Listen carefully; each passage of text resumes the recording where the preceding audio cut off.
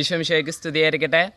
നിങ്ങളെല്ലാവരും വലിയ ഞെരുക്കത്തിലൂടെയെല്ലാമാണ് കടന്നു പോകുന്നതെങ്കിലും വലിയ സന്തോഷത്തോടും അതുപോലെ തന്നെ ആത്മീയമായ ആനന്ദത്തോടും വചനത്തോടുള്ള സ്നേഹത്തോടെല്ലാം ആയിരിക്കാൻ നിങ്ങൾക്ക് ഈശോ കൃപ തരുന്നതിനെ പ്രതി ഞാൻ ഈശോയെ മഹത്വപ്പെടുത്തുന്നു.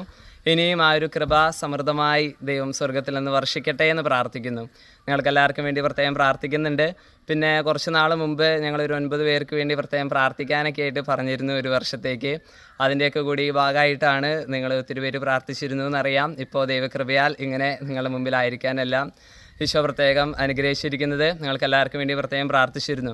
മത്തായി സുവിശേഷം 1-ാം അധ്യായം 16-ാം വാക്യമാണ്. നമുക്കറിയാം നമ്മുടെ ഐഡൻറ്റിറ്റി അല്ലെങ്കിൽ നമ്മൾ അറിയപ്പെടുന്ന രീതി അത് എവിടെയാണെങ്കിലും ഏത് സ്ഥലത്താണെങ്കിലും ഇമ്പോർട്ടൻ്റ് ആണ്. ഈവൻ നമ്മളൊരു സ്കൂളിൽ അഡ്മിഷൻ എടുക്കുകയാണെങ്കിലും അല്ലെങ്കിൽ ഇപ്പോൾ ഒരു കോളേജിലേക്ക് ഒരു ജോലിക്ക് വേണ്ടിയൊക്കെ നമ്മൾ അപ്ലൈ ചെയ്യുകയാണെങ്കിലും ഏറ്റവും ആദ്യം ചോദിക്കുക നമ്മുടെ പേരാണ് അല്ലേ. അപ്പോൾ നമ്മൾ അറിയപ്പെടുന്ന ആ രീതിക്ക് വളരെ ഒരു ഇമ്പോർട്ടൻസ് ഉണ്ട്. ഇപ്പോൾ നമ്മൾ ബൈബിളിൽ നോക്കുകയാണെങ്കിലും ഉൽപ്പത്തിയുടെ പുസ്തകം 12-ാം അധ്യായം അതിൻ്റെ 2-ാം വാക്യത്തിൽ ദൈവപ്രകാരമാണ് പറയുന്നത്, നിൻ്റെ നാമം ഞാൻ മഹത്തമമാക്കും. യോഹന്നാൻ 1:47 വചനം ഇങ്ങനെ പറയുന്നുണ്ട്, ഇതാ നിഷ്കളങ്കനും നിഷ്കപടനുമായ ഒരു യഥാർത്ഥ ഇസ്രായേൽക്കാരൻ. അപ്പോൾ അത് നഥാനിയേലിനെ ഈശോ ഇൻട്രൊഡ്യൂസ് ചെയ്യുന്ന അല്ലെങ്കിൽ നഥാനിയേലിനെ പറ്റിയുള്ള ഈശോയുടെ ഒരു മതിപ്പാണ്. ഈശോ സ്വർഗത്തിലെ അറിയപ്പെടുന്ന രീതിയാണ് നഥാനിയേൽ.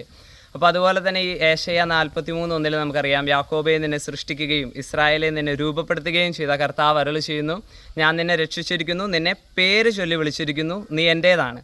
അപ്പോൾ ആ പേരിന് നമ്മൾ അറിയപ്പെടുന്ന രീതിക്ക് സ്വർഗത്തിലും അതുപോലെ തന്നെ ഭൂമിയിലും വളരെ ഒരു ഇമ്പോർട്ടൻസ് ഉണ്ട്. അപ്പോൾ നമ്മൾ പ്രത്യേകമായിട്ട് നിങ്ങൾക്കറിയാം, നമ്മളെല്ലാവരും നല്ല രീതിയിൽ സമൂഹത്തിൽ അറിയപ്പെടാനായിട്ട് ആഗ്രഹിക്കുന്നുണ്ട്. അതുപോലെ തന്നെ ഈശോയുടെ മുമ്പിലും നമ്മൾ വിശുദ്ധരായി അല്ലെങ്കിൽ ദൈവസ്നേഹത്തിലും അതുപോലെ തന്നെ സഹോദര സ്നേഹത്തിലും നല്ല മക്കളായിട്ട് പോകാനാണ് നമ്മുടെ ആഗ്രഹം. അതിനേക്കാൾ ഉപരിയായിട്ട് ദൈവത്തിൻ്റെ ആഗ്രഹം. പക്ഷേ എങ്ങനെയാണ് നമുക്കങ്ങനെ അറിയപ്പെടാൻ സാധിക്കുക എന്നുള്ളതാണ്. അപ്പോൾ ഇതിന് ഏറ്റവും നല്ലൊരു മാതൃക, അതായത് സ്വർഗത്തിലും ഭൂമിയിലും നമ്മൾ നന്നായി തന്നെ നല്ലവരായി തന്നെ അറിയപ്പെടാനായിട്ട് നമുക്ക് ഏറ്റവും നല്ലൊരു മാതൃക ഈശോ കഴിഞ്ഞാൽ പരിശുദ്ധ അമ്മയാണ്. പരിശുദ്ധ അമ്മയാകുമ്പോൾ നമുക്ക് കുറച്ചും കൂടി ഒന്ന് റിലേറ്റ് ചെയ്യാൻ പറ്റും. ഈശോ വേറെ ലെവലാണല്ലോ. അപ്പോൾ പരിശുദ്ധ അമ്മേനെ കാര്യം നമ്മൾ നോക്കിക്കഴിഞ്ഞാൽ നമുക്കറിയാം, മത്തായി സുവിശേഷം 1-ാം അധ്യായം 16-ാം വാക്യം ഈശോയുടെ വംശാവലിയിൽ പറ്റി ഇങ്ങനെ പറഞ്ഞു വന്ന് അവസാനം വന്ന് നിൽക്കുന്ന വാക്യമാണ്. അതായത് ഇങ്ങനെയാണ് ആ വചനം പറയുന്നത്, യാക്കോബ് മറിയത്തിൻ്റെ ഭർത്താവായ ജോസഫിൻ്റെ പിതാവായിരുന്നു, അവളിൽ നിന്ന് ക്രിസ്തു എന്ന് വിളിക്കപ്പെടുന്ന യേശു ജനിച്ചു. അതായത് ഈശോയുടെ വംശാവലി മൊത്തം നോക്കിയാൽ നമുക്കറിയാം, ആദം മുതൽ ഇങ്ങോട്ട് ഈശോ വരെ നോക്കിക്കഴിഞ്ഞാൽ നമുക്ക് കാണാൻ സാധിക്കും എല്ലാവരും പിതാക്കന്മാരുടെ പേരിലാണ് അറിയപ്പെടുന്നത്. ചിലർ മിക്സായിട്ട് മാതാവിനെ കുറിച്ച് റെഫറൻസ്, അതായത് അമ്മമാരെ കുറിച്ച് റെഫറൻസ് വരുന്നുണ്ടെങ്കിലും പിതാക്കന്മാരുടെ പേരിലാണ് ഇവർ മക്കളെ ഓരോരുത്തരും അറിയപ്പെടുന്നത്. പക്ഷേ ഈശോയുടെ കേസിലേക്ക് വരുമ്പോൾ ഔസപിതാവിന് ഇമ്പോർട്ടൻസ് കൊടുക്കുന്നില്ല എന്നല്ല, ഔസപിതാനോട് പറയുന്നുണ്ട് യാക്കോബ് മറിയത്തിൻ്റെ ഭർത്താവായ ജോസഫിൻ്റെ പിതാവായിരുന്നു എന്ന് പറഞ്ഞു തന്നെയാണ് പിന്നെ മാതാവിലേക്ക് കിടക്കണത്. പക്ഷേ അവിടെ ഒരു പ്രാധാന്യം കൂടുതൽ അമ്മയ്ക്ക് കൊടുക്കുകയാണ്. പരിശുദ്ധ അമ്മയിൽ നിന്ന് ഈശോ ജനിച്ചു എന്നാണ് ആ അവസാന വാക്യം നോക്കിയാൽ നമുക്കറിയാം, അവളിൽ നിന്ന് ക്രിസ്തു എന്ന് വിളിക്കപ്പെടുന്ന യേശു ജനിച്ചു. അതായത് അത് എങ്ങനെയാണെന്ന് ചോദിച്ചു കഴിഞ്ഞാൽ, ഇപ്പോൾ ബഹുമാനപ്പെട്ട ബിനോയ് കരിമരുത്തിൻ്റെ അച്ഛൻ കൂടെ പറയുന്ന ഒരു കാര്യം ഞാൻ പ്രത്യേകം ഓർക്കുകയാണ്. അതായത് അച്ഛൻ എങ്ങനെയാണ് പറയാറ്, പരിശുദ്ധ അമ്മ വചനത്തെ സീരിയസ് ആയിട്ട് എടുത്തപ്പോൾ വചനം അഥവാ ഈശോ പരിശുദ്ധ അമ്മയെ സീരിയസ് ആയിട്ട് എടുത്തു എന്നുള്ളതാണ്. നമുക്കറിയാം, ഗബ്രിയേൽ മാലാഖ പരിശുദ്ധ അമ്മയോട് പ്രത്യക്ഷപ്പെട്ട് വന്ന് പറഞ്ഞ ഒറ്റ വചനത്തിൽ വിശ്വസിച്ചുകൊണ്ടാണ് പിന്നെ പരിശുദ്ധ അമ്മ അങ്ങോട്ട് മുന്നോട്ട് പോകുന്നത്. ലൂക്ക 1:35 വചനം, ദൂതൻ മറുപടി പറഞ്ഞു, പരിശുദ്ധാത്മാവ് നിൻ്റെ മേൽ വരും, അത്യുന്നതൻ്റെ ശക്തി നിൻ്റെ മേൽ ആവസിക്കും, ആകയാൽ ജനിക്കാൻ പോകുന്ന ശിശു പരിശുദ്ധൻ ദൈവപുത്രൻ എന്ന് വിളിക്കപ്പെടും. അപ്പോൾ ആ പരിശുദ്ധാത്മാവ് നിൻ്റെ മേൽ വരും, അത്യുന്നതൻ്റെ ശക്തി നിൻ്റെ മേൽ ആവസിക്കും, എന്നിട്ട് ഈശോ ജനിക്കുമെന്ന് പറഞ്ഞ ഒറ്റ വചനത്തിൽ വിശ്വസിച്ചുകൊണ്ടാണ് പിന്നീട് പരിശുദ്ധമ്മ കണ്ണടച്ചങ്ങോട്ട് മുന്നോട്ട് പോകുന്നത്. പിന്നെ എങ്ങനെയാവും എന്താവും കാര്യങ്ങളൊന്നും അറിയില്ല എങ്കിലും ആ വചനത്തിൽ വിശ്വസിച്ചുകൊണ്ട് പോവാണ്. അപ്പോൾ ആ വചനത്തിൽ വിശ്വസിച്ചപ്പോൾ പിന്നെ എന്താ സംഭവിക്കുന്നത്, പരിശുദ്ധ അമ്മ ഈശോയെ മാംസം ധരിക്കുകയാണ്, വചനത്തെ മാംസം ധരിക്കുകയാണ്. അപ്പോൾ ദൈവത്തിൻ്റെ മഹത്വം അവിടെ വിശ്വസിച്ചപ്പോൾ അമ്മ ദർശിച്ചു. യോഹന്നാൻ 11:40 ഈശോ പറയുന്നത് നമുക്കറിയാം. ഈശോയോട് ചോദിച്ചു, വിശ്വസിച്ചാൽ നീ ദൈവമഹത്വം ദർശിക്കും എന്ന് ഞാൻ നിന്നോട് പറഞ്ഞില്ലേ. അപ്പോൾ നമുക്കും ഈ ഒരു എന്താ പറയുക, പരിശുദ്ധ അമ്മയെ പോലെ ഒരു വിശ്വാസം വരുമ്പോൾ, നമ്മൾ ഈശോയെ സ്നേഹിക്കുമ്പോൾ, ഈശോയുടെ ആ വചനത്തെ മുറുകെ പിടിക്കുമ്പോൾ, അതിൽ വിശ്വസിക്കുമ്പോൾ നമ്മളും ഈശോയെ മാംസം ധരിക്കും. ഇപ്പം മാതാവിൻ്റെ കേസിൽ ഇപ്പോൾ ഈ തുടക്കത്തിൽ ഈ മത്തായി 1:16 നമ്മൾ നോക്കിക്കഴിഞ്ഞാൽ നമുക്ക് കാണാൻ സാധിക്കുന്നത് അവളിൽ നിന്ന് ക്രിസ്തു ജനിച്ചു എന്നുള്ളതാണ്. അത് തന്നെ ആ പരിശുദ്ധ അമ്മയുടെ ഈ ഒരു വിശ്വാസം വരുമ്പോൾ, വചനത്തെ സ്വീകരിക്കുമ്പോൾ, ആ ദൈവത്തിൻ്റെ അരുളപ്പാടിന് തന്നെ വിട്ടുകൊടുക്കുമ്പോഴാണ് ഈ ഒരു വചനം മാംസം ധരിക്കുന്ന അവസ്ഥ പരിശുദ്ധ അമ്മയിൽ വന്ന് നിറയണത്.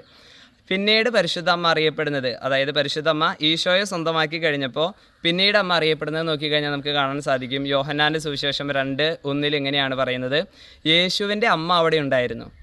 അപ്പോൾ പരിശുദ്ധ അമ്മയുടെ ഐഡൻറ്റിറ്റിയിൽ വരുന്നൊരു ചേഞ്ചാണ്. പിന്നീട് അമ്മ അറിയപ്പെടുന്നത് എന്താ? യേശുവിൻ്റെ അമ്മ എന്നാണ് അറിയപ്പെടുന്നത്. അതുപോലെ തന്നെ അപ്പസ്തോല പ്രവർത്തനങ്ങൾ 1:14 നോക്കിക്കഴിഞ്ഞാൽ നമുക്ക് കാണാൻ സാധിക്കും, അവർ ഏക മനസ്കരായി യേശുവിൻ്റെ അമ്മയായ മറിയത്തോടും മറ്റ് സ്ത്രീകളോടും ചേർന്ന് ഒരുമിച്ച് പ്രാർത്ഥനയിലായിരുന്നു എന്നുള്ള ആ വചനം നമുക്ക് കാണാൻ സാധിക്കും. അപ്പോൾ യേശുവിൻ്റെ അമ്മ എന്നുള്ള ഒരു ഐഡൻറ്റിറ്റിയിലേക്ക് പരിശുദ്ധ അമ്മ അങ്ങോട്ട് മാറുകയാണ്. ആ ഐഡൻറ്റിറ്റിയിൽ തന്നെ മൊത്തത്തിലൊരു ചേഞ്ച് വരികയാണ്. എങ്ങനെയാണ് അത് വരുന്നത്?